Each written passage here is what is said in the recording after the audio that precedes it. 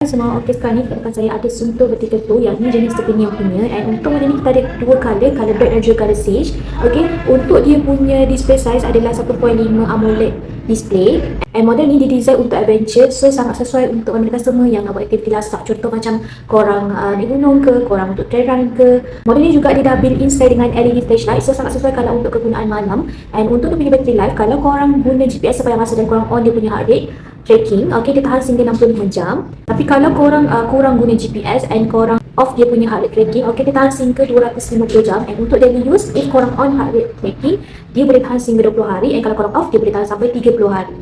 And model ni juga ada offline maps, dan dia improve juga dia punya navigation, and dia punya strap adalah jenis silikon, and ukuran dia 348mm. Okey, untuk model ni harga berada RM973 saja untuk 36 bulan. Kalau korang berminat untuk apply model sentuh vertical tu ni, korang boleh terus klik kat bio. Korang nak apply combo pun boleh juga.